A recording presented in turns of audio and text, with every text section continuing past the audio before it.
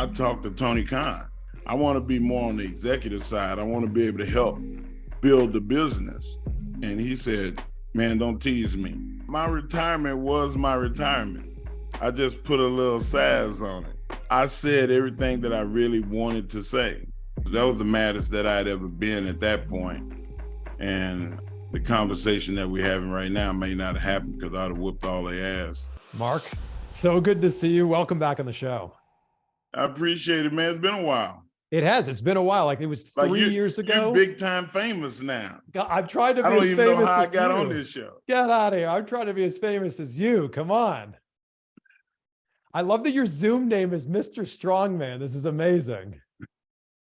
You know, I'm full of myself. Speaking of that, your name always comes up because I did this interview with The Big Show 6-7 years ago. You probably know the one I'm talking about. I asked him, who's the strongest person you've been in the ring with? He cuts me off. He immediately says, John Cena and not Mark Henry. And I gave him the business about it too. I said, how you gonna say John Cena is stronger than me because he's more over than me? But if it came to strength for strength, like there's nobody else on the planet that compares to the things that I've done. Do you think when it comes down to it, you're the strongest wrestler pound for pound that has ever existed? Oh, there's no doubt about wrestling. Like when I'm talking about strongest, I mean on the history of recorded, documented proof of what people have done on Earth. They got cartoons, the Earth Mightiest Heroes. I'm Earth Mightiest Hero. And it's not bragging when it's true. I'm just reporting the news. I know. And I feel like your son is facts. I'm giving you facts. Your son is following these footsteps. I mean, if anybody's seen photos of your son, he's 16, right? He's 17 now. Okay, so he just turned 17. Jacob Henry, he's like a mini world's strongest man. He's on the way, man. He'll squat 700 pounds this summer. Oh my God. And he's about a 650 deadlift right now. Oh. If we can get him a 700 deadlift by next year and a plus 400 bench, like he'll be the strongest high school in the country. That's insane. So is his real passion football or is it powerlifting? Football. Okay. Like we're doing a lot of football camps.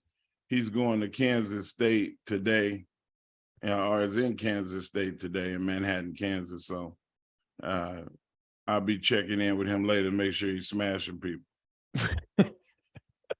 So who knows, he may end up in the NFL. Maybe after that, we see him as a pro wrestler. Well, his dream is to be a pro wrestler. He wants to, graduate and get a degree in broadcast journalism. And he wants to, if it's possible, I know it's like lightning striking to play in the NFL. He said, if I could just play one play and say I made it, I did it. And if I'm good enough and I'm able to be blessed to not have injuries and to be able to play in the NFL for a long time, it'd be great. But he said that by 28, he said, I'm done regardless because I'm going to go into pro wrestling. How does Dad feel about him being a pro wrestler? I'm fine with it. I mean, right now, he could come into wrestling right now and be good because of his aptitude, his understanding, and I'm his dad. So, like, we talk wrestling like I talk wrestling to the fan base on Busted Open. And, we have a podcast version of our show on Sunday called The Masters Class. And we talk about all things wrestling. And it's specific to wrestlers. If fans tune in and they listen, they're going to get the same understanding that we would give John Cena if he asked me a question. Of course, John Cena is a brilliant guy and understands the gravity of what pro wrestling is, not just from a physical standpoint, but from a psychological and psychology-driven standpoint. So I don't have to teach him. He's a teacher. But there's a lot of people that they get the same training. What do you think is something that's maybe missing from people who are breaking into the business now versus when you broke in the 90s? I think that the respect for the veterans teaching you is expected now because it's corporate and the people are employed to do those jobs. But at the end of the day, you should be appreciative that a Jerry Lynn, Dustin Rhodes, a Jamie Noble comes up to you and says, hey man, if you fix this, you're going to be great.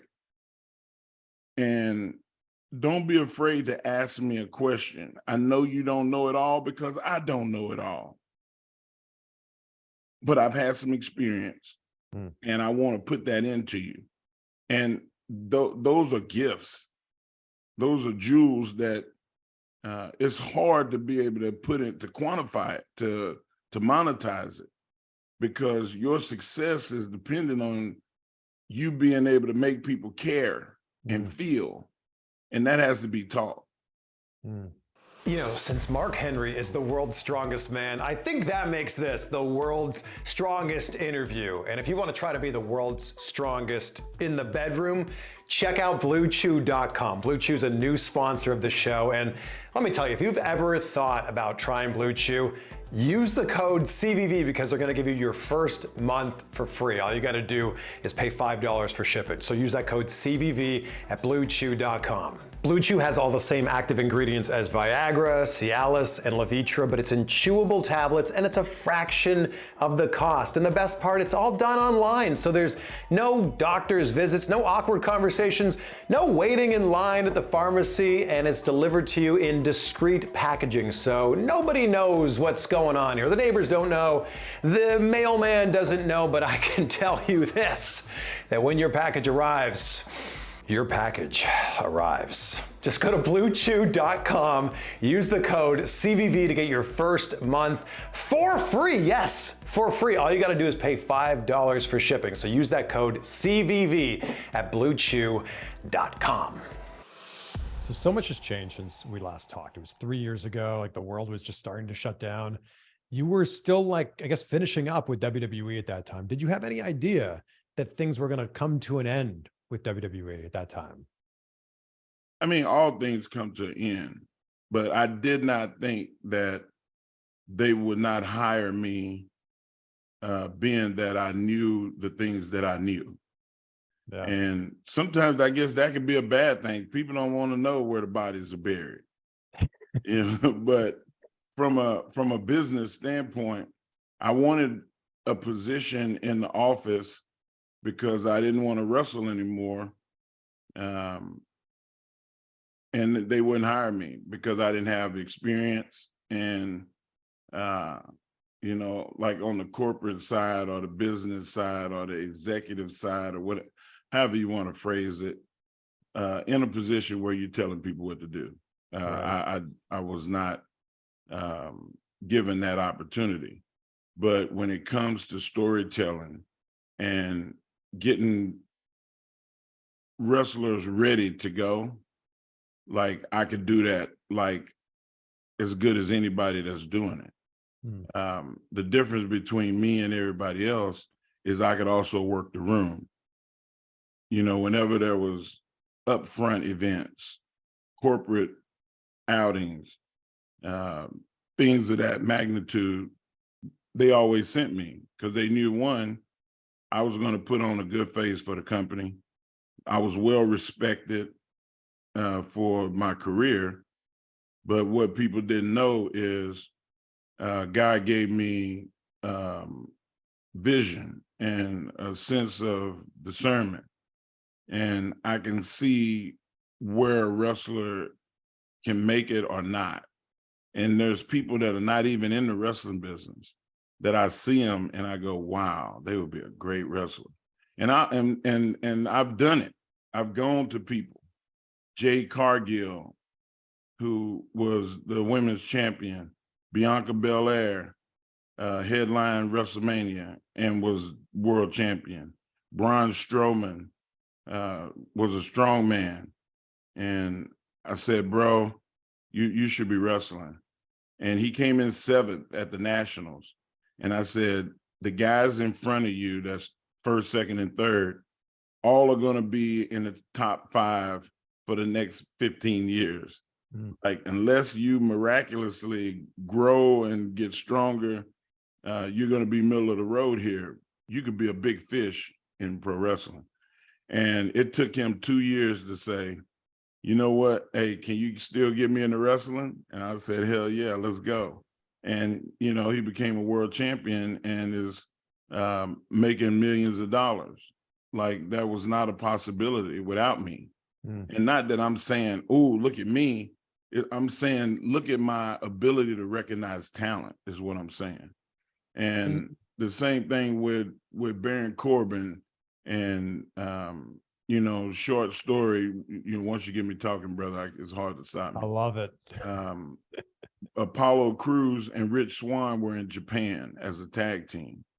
And I saw them in Japan. And I said, man, like, they bigger than this. And I went to Vince and I said, hey, man, like, I saw these 2 guys in Japan. They crazy, man. Like, they doing stuff that our cruiserweights are not doing. And he said, well, what do you mean? I was like, they're bigger, they're more muscle, they're extremely talented, and they're doing moves that I haven't seen our guys do. And he said, well, can you get them to come in? And I was like, yeah, I got them flights with my money, with mine. Wow. And reached out and found out that their contracts were up and that they were going to come back to the States and they didn't know what was next. I was what was next. And Apollo Crews has been multiple-time champion over there. Rich Swann was cruiserweight champion there, and I think the Impact 24/7 champion before he left and went to TNA, and he became a champion over there. Yeah, world champion, Impact world champion. Impact world champion. So, like, when I see people, I just know what I know. And we could teach you how to wrestle. I don't teach how to wrestle. They got coaches that do that and agents that do that and guys all over that have wrestling schools. I don't teach you how. I teach you why, teach you when to do it, where to put it. And those are the things that make you great. You can be good, but I'm going to make you great. So when you realized you weren't going to continue in WWE, did you reach out to some of your friends in AEW and say, hey, what's it like working there? No, I didn't reach out to no talent. Like, you know, I talked to Tony Khan, and, you know, Tony was a big fan of wrestling, and we talked, and he asked me, you know, why was I not wrestling? I said, man, I don't want to wrestle no more. I'm old. And he laughed, and I was like, I want to be more on the executive side. I want to be able to help build the business. And he said, man, don't tease me. And I said, tease you how? He was like, you would come to AEW? And I was like, hell yeah, I come to AEW if you hire me on the executive side and I get the help with talent. And he was like, man, I'm going to have my legal call you today. That's how it happened in one day. Wow. Man. And it was not like I knew that I was going to talk to Tony Khan. Who knows you're going to run into a billionaire wrestling company owner? I didn't know that. You just ran into him? The next day I called him or Vince. text him? You ran into him somewhere? Well, we talked on the phone because he came on Busted Open. Wow. And then we talked and exchanged information. And then we spoke probably a couple of weeks later from when I talked to him on Sirius XM. And then after that conversation with me and him, I started the Braintree. I told Vince, I said, hey, I'm going to call you man to man. and tell you what's going on. I'm going to take a job on the executive side. You know, I tried. You told me the channels to go through, and your people wouldn't hire me. Lack of experience. And now I have all the experience in the world. I understand things that I didn't understand when I first got to AEW.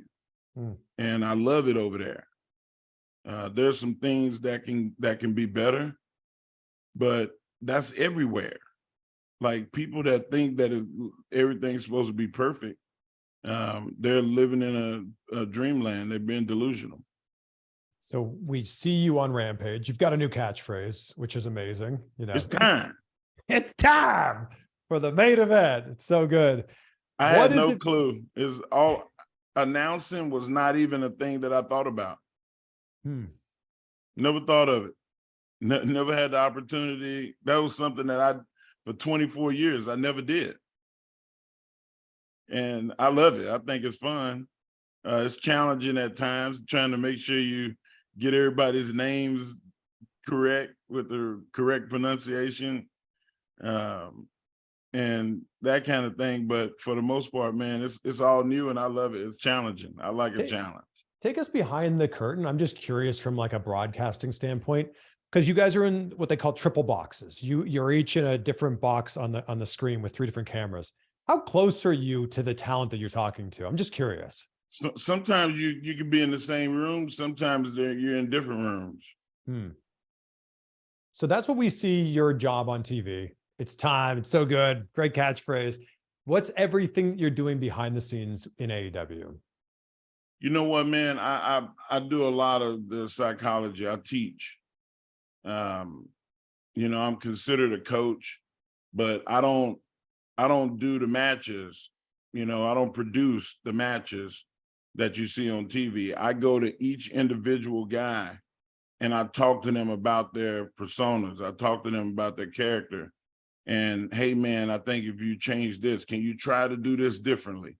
You know, so we go back and forth. And there's some people that listen better than others, and you can see the development of those people. I love working with Orange Cassidy. I love talking to him. He's a sponge. He's smart as hell. And he wants to be great. And I like passion. I like people that's like, man, they got me on 5th. It's going to suck for everybody that go on after me. I'm like, shit, let's go. I love it. I love the people like that, man. Orange Cassidy like that, man. Will Hobbs, man. Golly. Yeah. You see a little bit of yourself in Will Hobbs? Yeah, he my road son. He calls me dad because like I tell him like I would tell Jacob, like, don't do that. That's not going to help you. And I talked to him a little bit more stern than others because of the relationship that we had. And we had that relationship before I came to AEW. Like there was before I met Tony Khan, before I spoke to Tony Khan, I knew Will Hobbs because he reached out to me on social media and said, hey, I love the way that you presented yourself. Like, can you tell me how you did that? He did that. He reached out to me. I didn't have to reach out to him. You also didn't have to respond to him though. Well, I responded and I started like kind of grooming him, like telling him what to do and, you know, what works in this situation. And he listens, bro. Like you could tell him one time. And some people, you have to say, hey, man, I suggested this. Why you didn't try it tonight? I watched. And then, oh, man, you know, time got away from me. I did. Everybody have an excuse. Will don't have no excuses.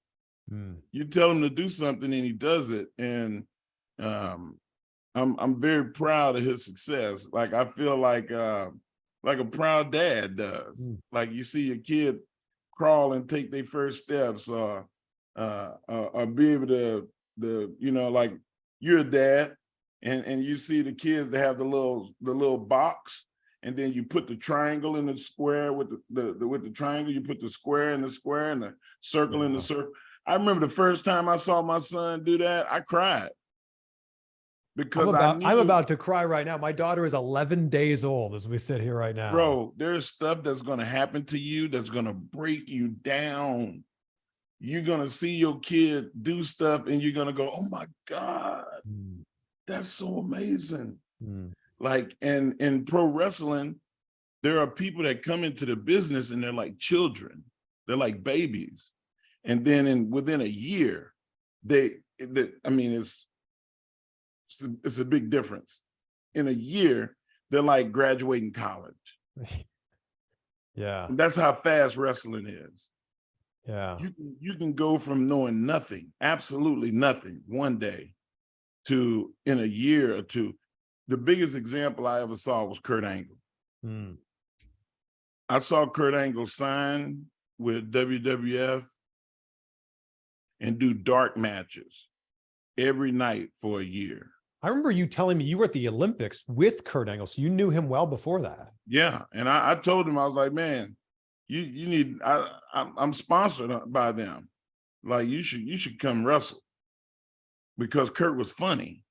Yeah, and I was thinking from him being comedic, and I'll be damned if the toughest guy on the planet ended up being the funniest guy.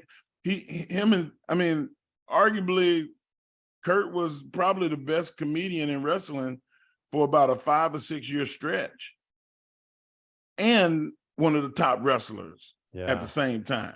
Never been done before. Yeah, you never had a gimmick where a guy was aloof and sometimes a little vague be the top 5 wrestler wrestling the Undertaker and Triple H and you know, like the elite of the elite. Never happened before. Never in wrestling. Happened before. We just lost the Iron Sheik. The Iron Sheik was kind of that way. He was like, you laughed at stuff he said and did, but I don't think people know really, truly, especially the young people today. They don't know who the Iron Sheik. They just see the Instagram and Howard Stern and all of that. But before Sheik was a wrestler, a pro wrestler, he was a personal bodyguard for the Shah of Iran. You ever seen those John Wick movies? Yeah. That's who he was. Damn. Those guys are not allowed to carry weapons because they are a weapon. You go in certain places and you can't carry weapons. So what do you do to protect yourself if you're the king? You hire the best guy in the world. I'm talking about these guys doing 1,000 push-ups a day, 1,000 squats, 1,000 jumps. Their bodies are like when the Sheik first came to America, that guy looked like you could see every vein and muscle in his body. And if he wanted to snap your neck, he could snap your neck. He was not joking when he cut those promos. I break your back. I turn your neck. I make you humble. I make you humble.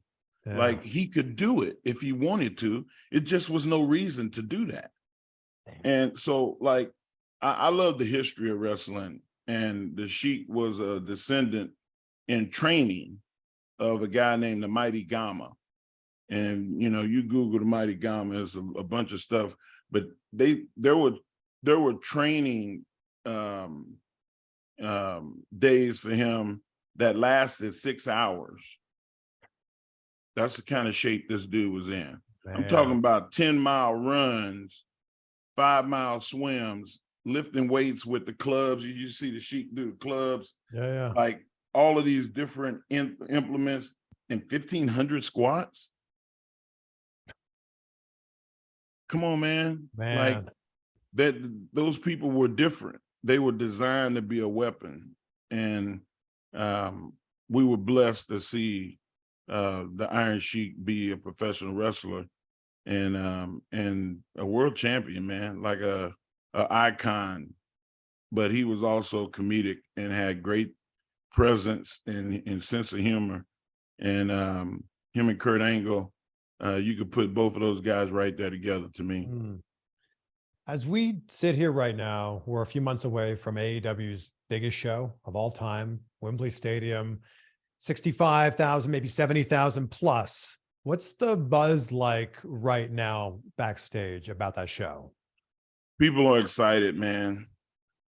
I remember when we had the first show at Arthur Ashe, 22,000.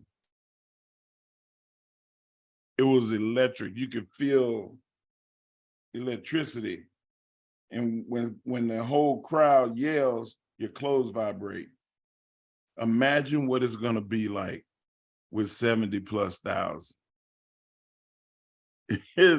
You will not be able to hear somebody 1 foot away from you.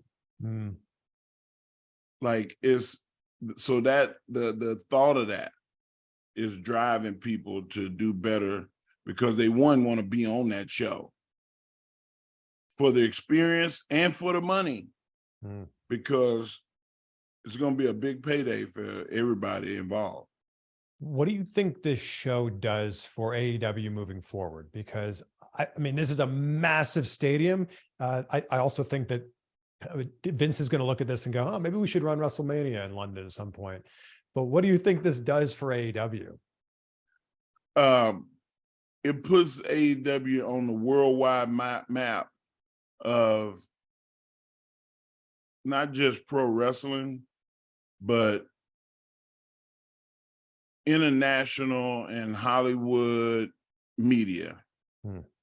This is going to be the biggest thing media wise. Everybody's going to be talking about it because you want to get the best English version of Hollywood actors and musicians and dignitaries to come. You want representation from America in Hollywood. You want representation from the athletes. Tony Khan I'm guaranteed that there'll be NFL presence there because he owns an NFL team. Like the media is mass media. It's not going to be just pro wrestling entertainment. I mean, they should have a red carpet with TMZ and Entertainment Tonight and all of those, every show that does world news, like they should have representation there covering that. And that's what it's going to do. It's going to show the world that there's somebody else out there other than WWE. Yeah, WWE's only done WrestleMania outside of the US twice, both in my hometown, Toronto. Do you think Vince McMahon looks at this and goes, oh, wow, they got 70,000? We need to run WrestleMania there?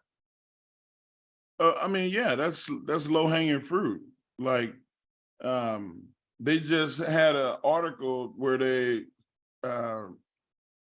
company said that they were looking forward to doing more stuff like they did in Puerto Rico. And the crowd in Puerto Rico and at the show that they had down there was unbelievable. Yeah. And I've been saying for years that, pro wrestling needs to go abroad more. You got Cape Town and Sydney and Melbourne that, Germany would, can you imagine a show from some of the big stadiums and arenas around the world getting pro wrestling at the highest level on every company, AEW, WWE, New Japan. Like, yeah. I don't think that a lot of the companies dream big enough. Yeah. As we sit here right now, do you know what your last in-ring match was? Oh my God. I think that I had a match with Braun Strowman, I think, and I had a match in Saudi Arabia with a sumo guy that I didn't know his name. And I'm like, why am I wrestling the sumo guy? And that's what they wanted. They wanted a sumo wrestler, and he just ended up getting me. I think they wanted Yokozuna, if you believe the stories. I heard the story, but I didn't believe that. And I was hoping that was not the truth because it was just so outlandish. But nonetheless, if the king liked sumo wrestlers and wanted to see a sumo wrestler wrestle, he got it. King gets what he wants. If the internet is correct, your last in-ring performance was in the Greatest Royal Rumble, the one that Braun Strowman won. Right. Do you wish you had like a final like retirement match? You know what? I've thought about it. And every time I think about it, I think who would be the person? And I guess you could put up a poll someday and say, who would you like to see Mark Henry have his last match against? Would you have better one? do it fast, because every day I wake up, I'm thinking, might have to just go and put that to bed. Would you have one more? Would you have one more in AEW? You know what? I have to think about it, and I have to start training and see how my body feels. I haven't took a bump in years. I think that, like, if you think I'd about be open though. Yeah, I mean, to a conversation. Yeah. If you think about some of your biggest feuds, I mean, would it be Ray? Would that match make sense? Wow. I had some great ones with Ray. Yeah. Man, to go back in time and feel like that. Wow. That was, woo. That's exciting. I like that. Is he your biggest rival? I think Undertaker and Ray would be right there. Kurt Angle would be right there. Randy Orton. Man, it's a who's who. I wrestled everybody. I feel real honored to be able to say I was in the ring with at least 7 of the, maybe 6 or 7 of the top 10 of all time. I didn't get to touch Hogan. I didn't get to touch Andre the Giant, but like 2 of the people in my Mount Rushmore, the Undertaker and Ric Flair, I was able to touch them. And, you know, then you get to the Triple H's and Shawn Michaels and Bret Harts and, you know, Kurt Angles and people like, man, I had a really, really blessed career.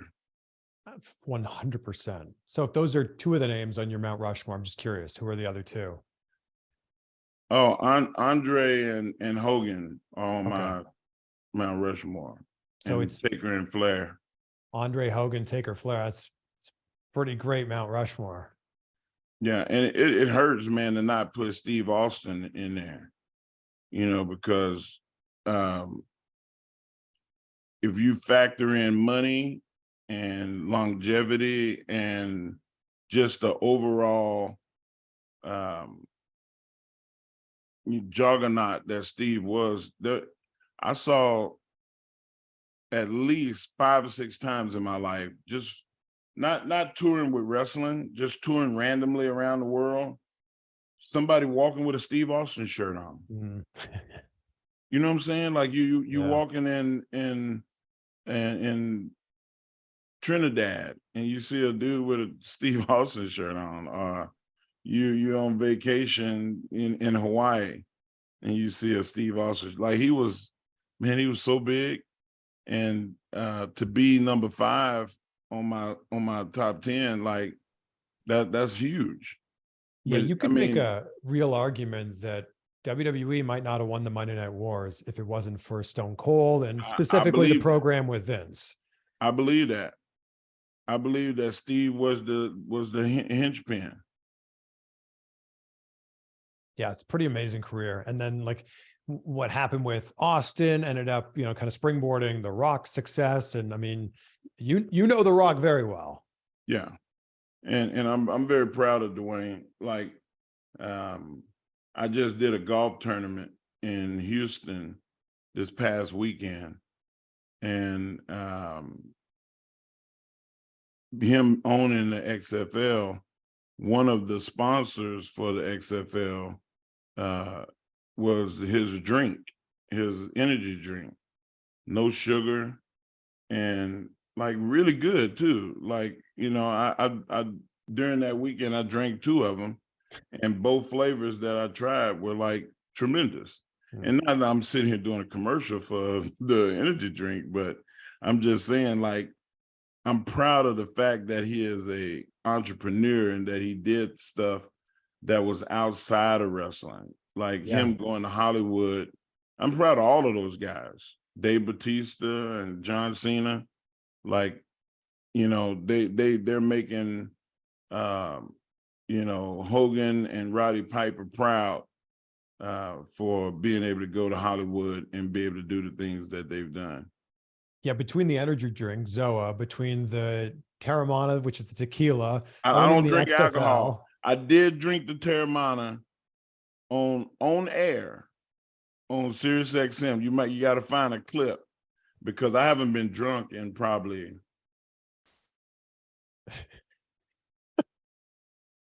15 years. Something. How much Terramana did you drink, Mark? Oh man, I had to drink at least a quart. I drank like 5 during the show. And look, you're a big dude. I would imagine it you know, it's not easy to get you drunk.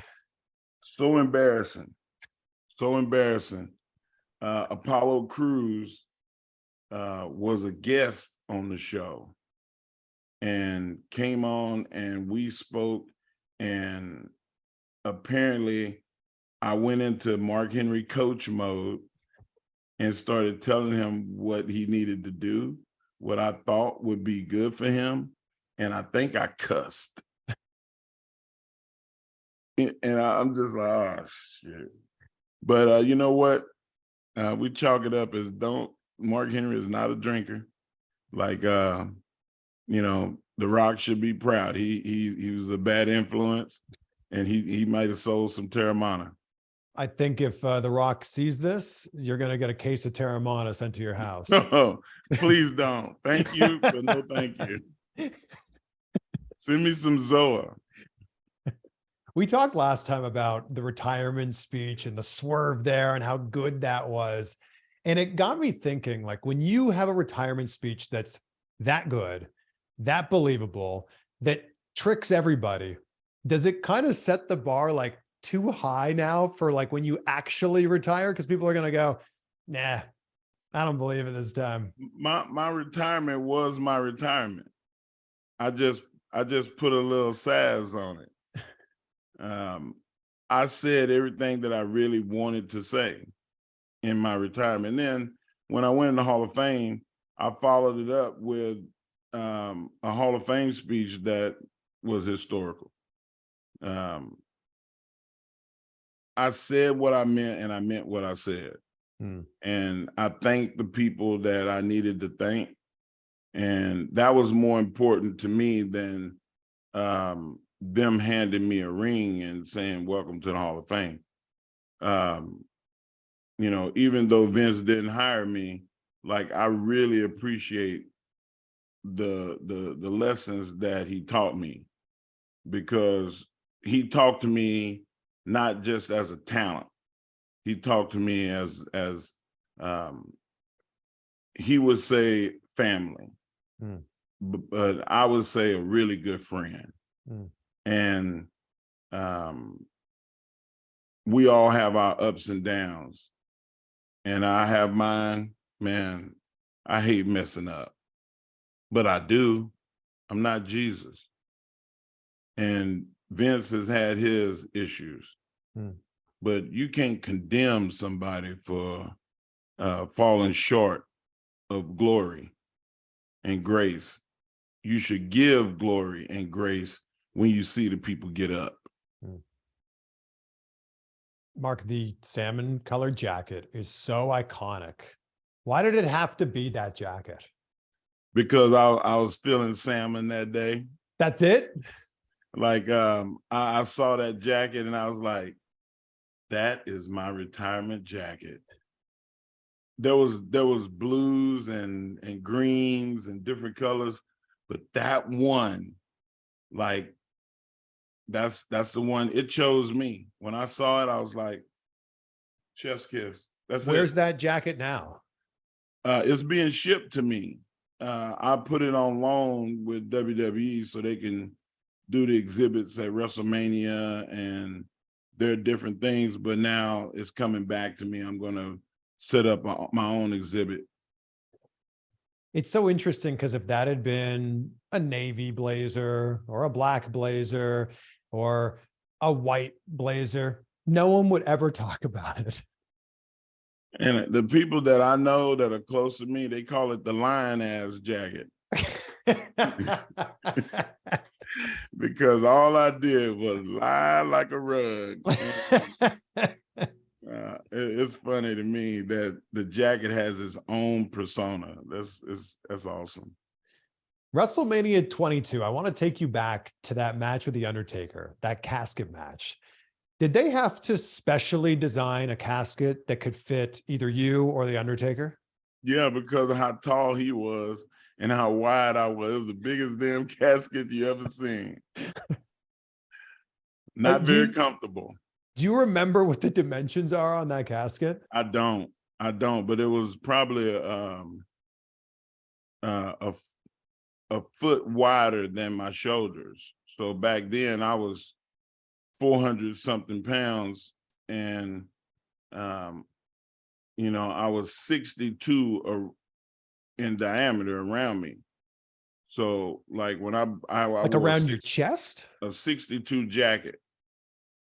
And so I mean, it had to be at least 84 maybe to be comfortable in there. And when I say comfortable, there's no such thing as comfortable in a coffin. I don't know if you're claustrophobic or not, but I am. And just to be in there for how long I was in there was really rough. And, you know, I tell people all the time that the greatest and the worst moment in my career happened the same night. Having a co-main event at WrestleMania with the Undertaker and being put in a coffin and having to be in there for like 16 minutes. Man, to Like, put things in perspective, 64 inches is like almost 5.5 feet. It's crazy. What do you know what your we're big people. Do you know what your circumference is now? Oh, I have no clue. But I wear a 54 jacket now. Oh, you've slimmed down a lot then. Yeah, I lost 100 pounds. Wow. What do you weigh these days? I'm 330. I was 430 back then. What was the very heaviest that you ever weighed? Like close to 440, like 337 or something. Man. Or 437. Jeez. It was ridiculous. It was too big. I see the pictures and I could recognize the time. And I'm like, oh God, how did I let myself get that big? But I know how when I was competing for strongman, and trying to be strong still, I was eating close to 10,000 calories a day. And when you stop, you have to stop eating like that too. I didn't.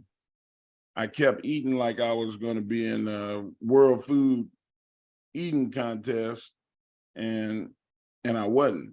And I wasn't burning off, and I wasn't even going to use that much protein. Like my body was just like storing it as fat. The spark of the Hall of Pain character, 2011, was when you went out to the ring. Sin Cara was supposed to come out and join you for a match, and he wasn't there. It was a rib. It was a prank. At what point during you standing in the ring, looking very angry, by the way, at what point did you realize he's not coming out?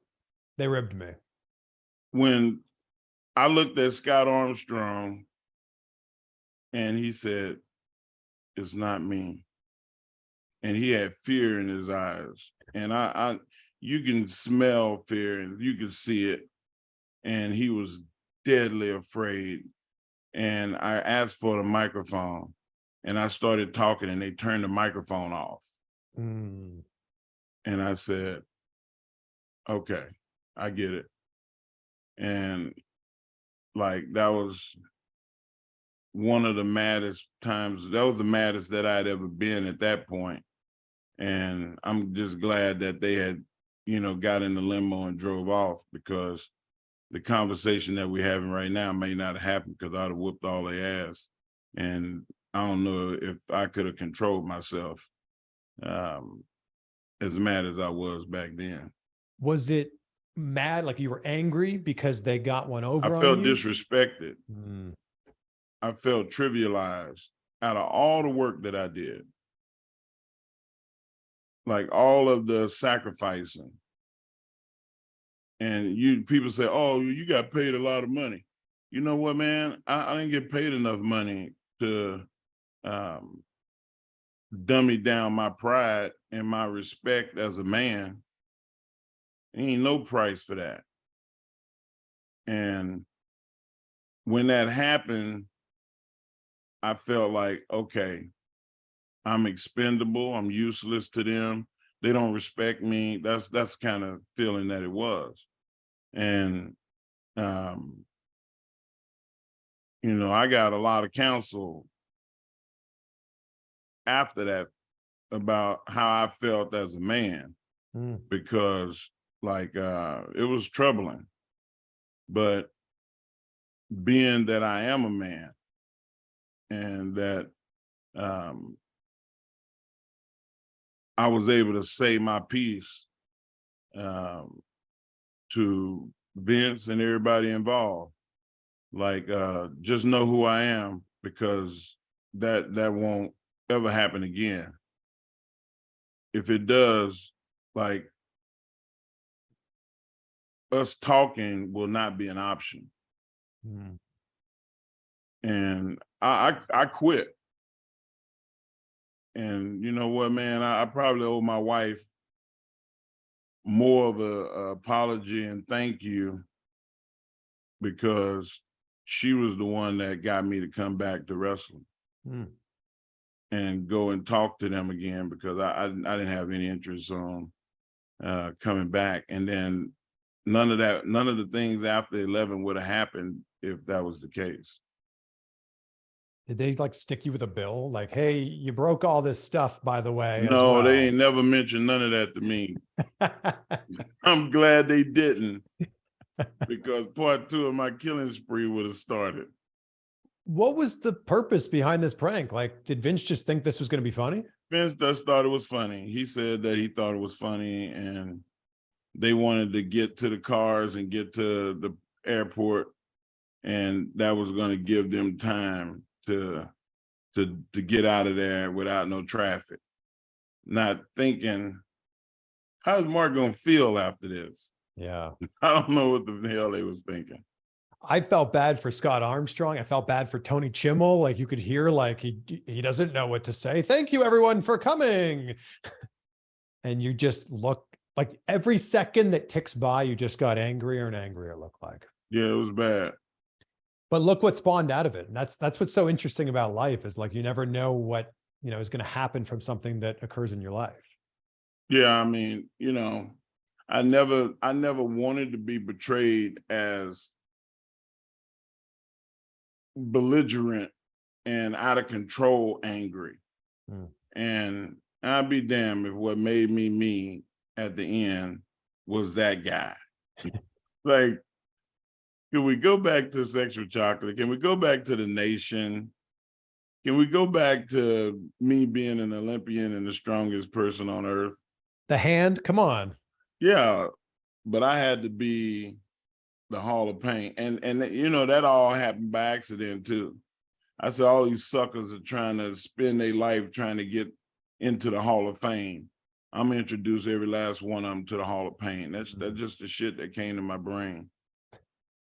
Have you talked to your son, Hand, lately?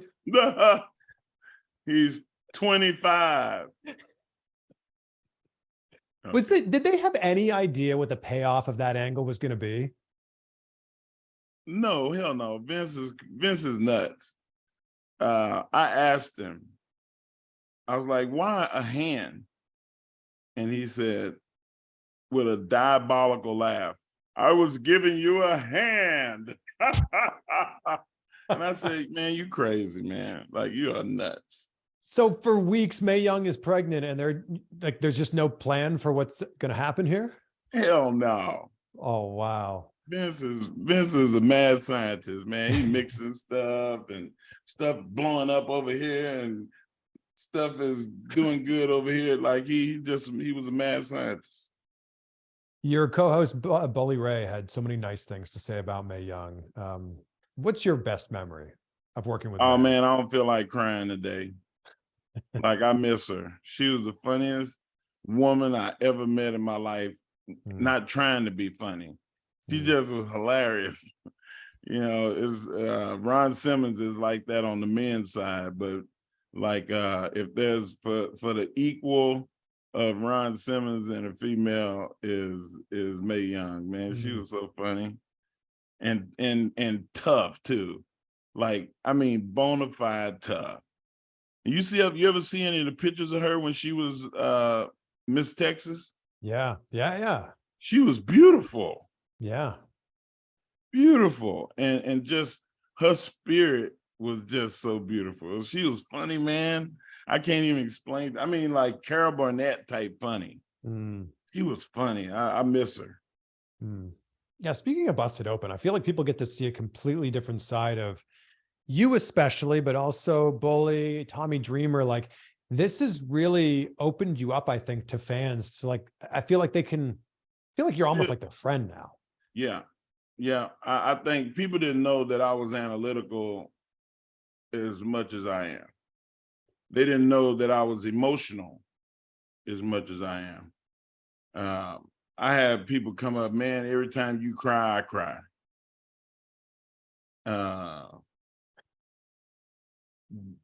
I think they realized why I had my success too.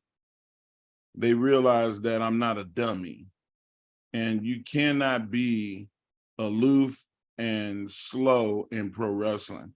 You cannot last for 27 years without knowing how to change and when the winds of change come.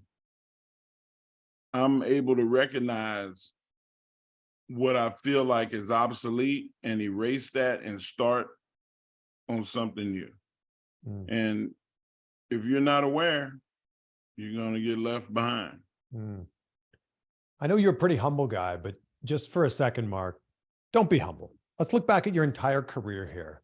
What's the thing that you're most proud of? And what's the thing that made you Mark Henry?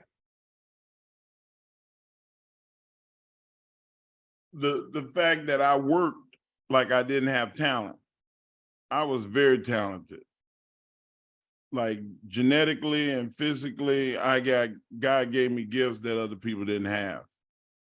I mean, it's not very often you find a guy 6'4", 375 pounds in their prime.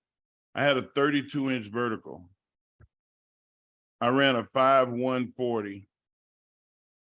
I did plus 50 reps in the bench with 225. I had a 10-foot standing broad jump. Now, if you put my numbers into any NFL combine over the last 15 years, I would be the #1 pick athletically in every draft pick, every draft that you've ever seen. That's sounds grandiose and braggadocious, but it's not. It's a damn fact. I'm telling you a fact. Yeah. And to be the strongest human that ever lived, there's things that I've done multiple times that people had never done, never thought that. I mean, you put it out your mind. It's not going to happen. When I went to the World's Strongest Man in 2002, the Arnold Classic,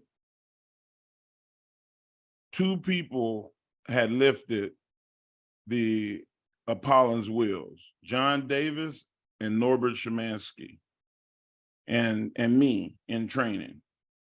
I told my coach, Dr. Terry Todd, that I was going to lift it 3 times for everybody that had ever lifted it before. Terry was laughing. He's like, look, man, just lift it one time, man. We will, nobody else is maybe not going to lift it. He's like, we've been having people trying to lift this thing for 15 years. And you're going to lift it 3 times? I said, watch me. I lifted it 3 times and it was easy. I could have did it 4 or 5 if I wasn't showing off. But that's the nature of me. I'm a show off. I put the hot dog on the mustard. That's what it is. That's what makes a great performer. Yeah.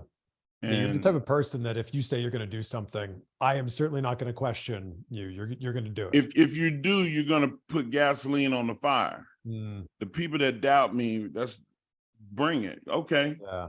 You're gonna look like trash at the end of the day because I'm gonna do what I say I'm gonna do.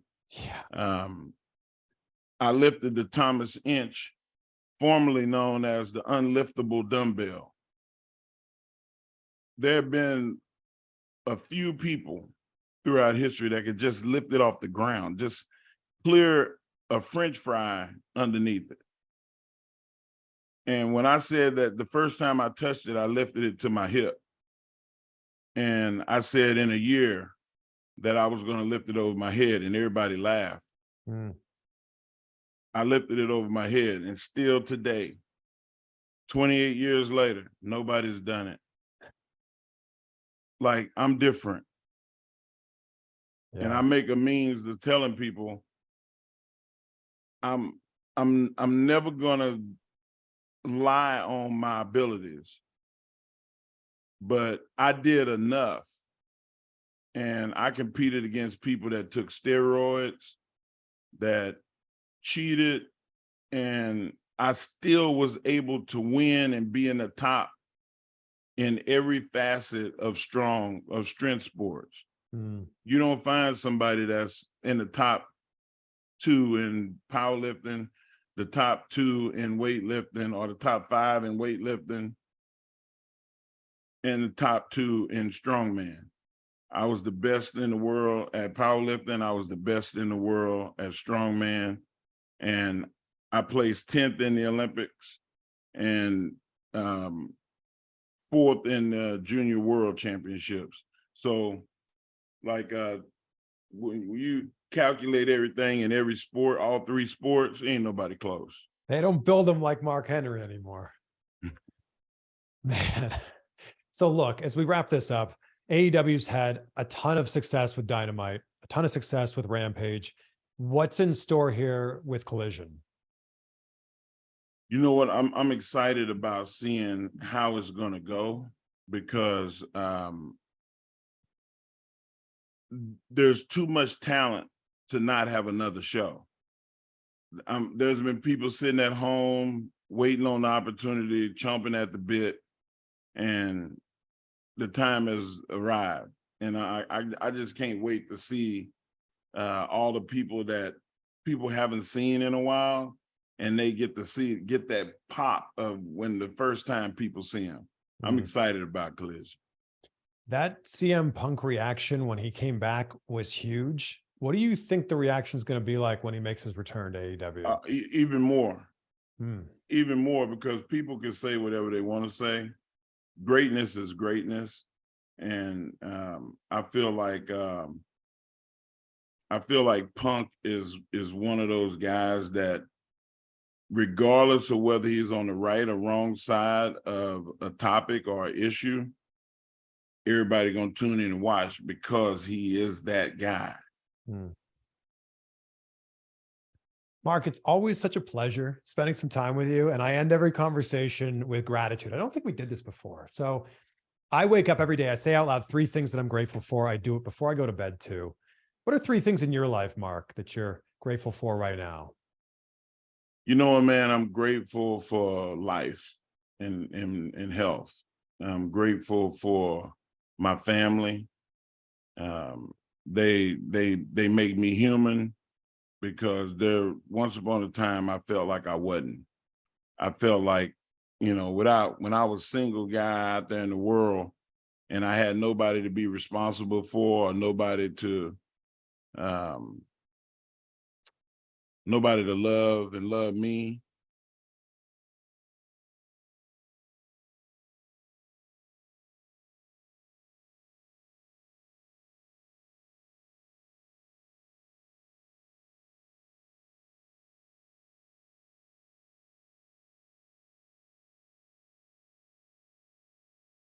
I live life reckless.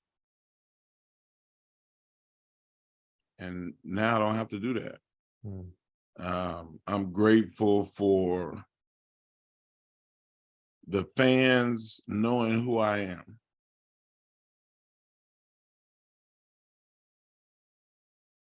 And respecting and appreciating what I put my body through to entertain them. People show up to get signed pictures of you and have a personal experience with you. I'm thankful for that because there might be about 10 people on this planet that I'll go stand in the line to get autograph from. It's a short list. And for me to be one of those people for people, thank y'all. Who's on your list? Who would you stand in a line to get an autograph from? Oh, well, I got one from Magic Johnson. I got one from Muhammad Ali. I got one from Mike Tyson. I was able to, I didn't get an autograph, but I took a picture with Prince before he died. I got to meet Desmond Tutu, Bill Clinton, George Bush. Like there's special iconic people that I've met. I mean, you know, people scoff at the fact that you would mention a wrestler. If you name a wrestler over the last 20 years, 25 years, more than likely I've had a match with them, or at the minimum met them and shook their hand. Like, come on, man. Like, life ain't bad for Mark Henry. Mark, such a pleasure to be able to catch up with you. Congrats on everything, by the way. And look forward to doing this again next time in person. We'll do this in person next time. Let's go, man. I'm with it. And congratulations to you, man. 11-month-old baby. I tell you what. 11 days. 11 days? Yeah, 11 days old. Oh man. Yeah. Wow, brother. I can hear her making some noise over here. I'm like, oh, I'll be right there, honey. Oh my God, man. You just don't know what's about to happen to your life. I don't. You're gonna be so much better. Like they bring out the best in you. They make you selfless. You think you've been selfless in your life. Thank God you've never been in a position, and I've never been in a position where I had to sacrifice mine for theirs. But brother, you would jump in front of a train for those kids. You watch how it works out. Yeah, you're gonna make me cry here. Bro, hey, ain't nothing wrong with crying. I'm better when I cry. Mark, thank you so much. It's been too long. I'm glad we were able to catch up here. It's been a good time, man. It always is.